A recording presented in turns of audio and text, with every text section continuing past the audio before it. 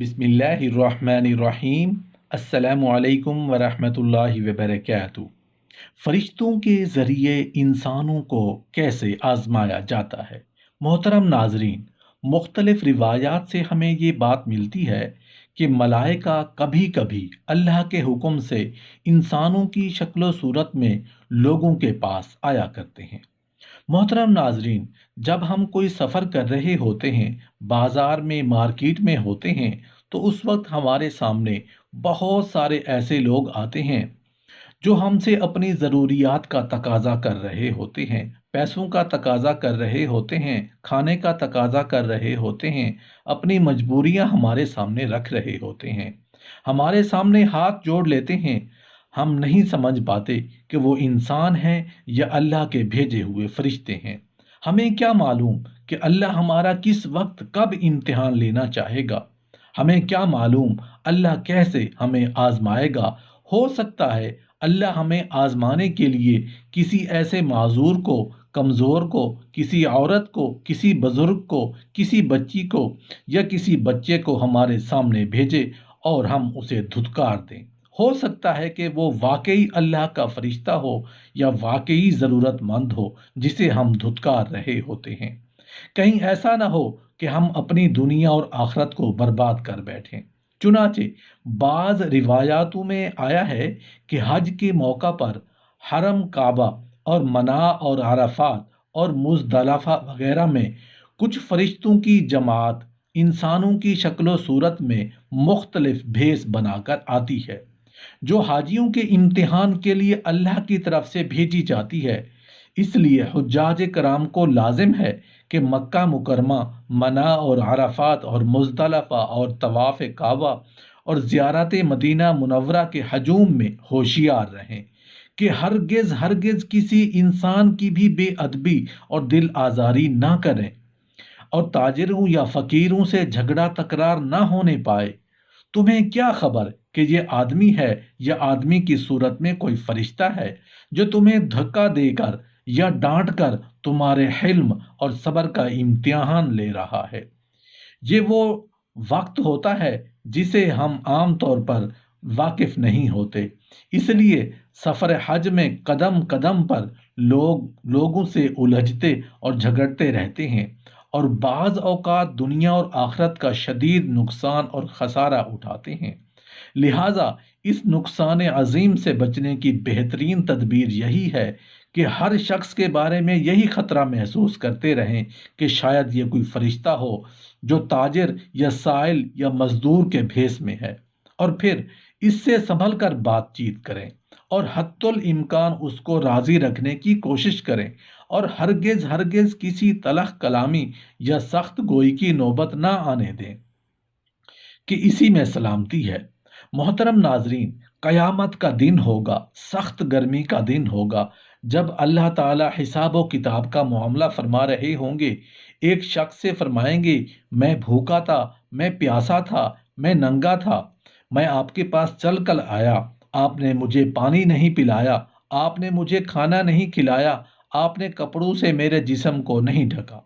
तो वो अर्ज़ करेगा, या इलाही, मैं तो इंसान हूँ, मैं कमज़ोर हूँ, आप इस दुनिया के मालिक, खालिक, राज़िक हैं। आप प्यासे नहीं हो सकते, आप भूखे नहीं हो सकते, आप नंगे नहीं हो सकते। तो अल्लाह ताला फरमाएंगे, मेरा एक मिस्कीन और गरीब, प्यासा, भूखा और नंगे बदन इंसान आपके पास आया था, आपने उसे धत्कार दिया था, आपने उसे अपने सामने से निकाल दिया था, हटा दिया था। हज़रत इब्राहीम अलैहिस्सलाम बहुत मेहमान नवाज थे। मनकूल है कि जब तक आप के दस्तरखान पर मेहमान नहीं आ जाते थे, आप खाना तनावुल नहीं फरमाते थे। एक दिन मेहमान का ऐसा काफिला आपके घर उतर पड़ा कि उन मेहमानों से आप खौफजदा हो गए। ये हज़रत जिब्राईल अलैहिस्सलाम थे जो 10 या 12 फरिश्तों को हमराह लेकर तशरीफ़ लाए थे और सलाम करके मकान के अंदर दाखिल हो गए। ये सब फरिश्ते नहायत ही खूबसूरत इंसानों की शक्ल में थे। अव्वलन तो ये हजरात ऐसे वक्त तशरीफ़ लाए जो मेहमानों के आने का वक्त नहीं था।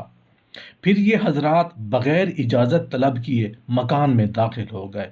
फिर जब हज़रत इब्राहीम अलैहिस्सलाम उन हजरात की मेहमान नवाजी के लिए ایک موٹا تازہ بھنا ہوا بچڑا لائے تو ان حضرات نے کھانے سے انکار کر دیا۔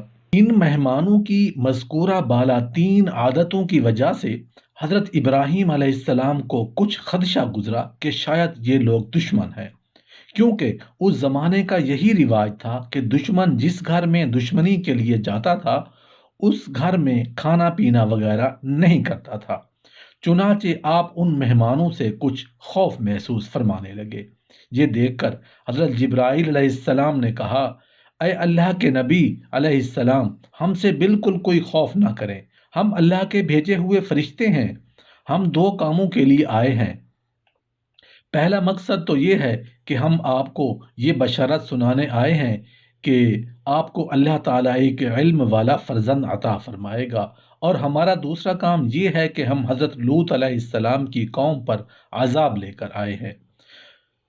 فرزند کی بشارت سن کر حضرت ابراہیم علیہ السلام کی مقدس بیوی حضرت سارہ علیہ السلام چونک پڑی، کیونکہ ان کی عمر 99 برس کی ہو چکی تھی اور وہ کبھی حاملہ بھی نہیں ہوئی تھی۔ تعجب سے چلاتی ہوئی آئیں اور کہنے لگی، کیا مجھ بڑھیا یا بانجھ کے بھی فرزند ہوگا؟ تو حضرت جبرائیل علیہ السلام نے کہا، ہاں، آپ کے رب کا یہی فرمان ہے، اور وہ پروردگار بڑی حکمتوں والا، بہت علم والا ہے۔ چنانچہ حضرت اسحاق علیہ السلام پیدا ہوئے۔ محترم ناظرین، اس میں دوسری کوئی رائے ہو ہی نہیں سکتی کہ اللہ پاک ہر چیز پر قادر ہے۔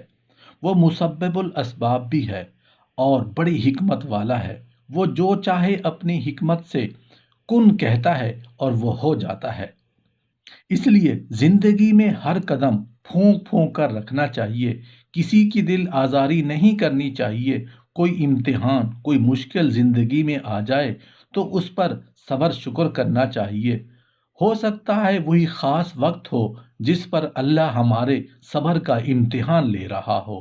اللہ پاک سے دعا ہے کہ ہمیں صبر جمیل عطا فرمائے اور ہمارا شمار اپنے نیک بندوں اور صابرین میں شامل فرمائے۔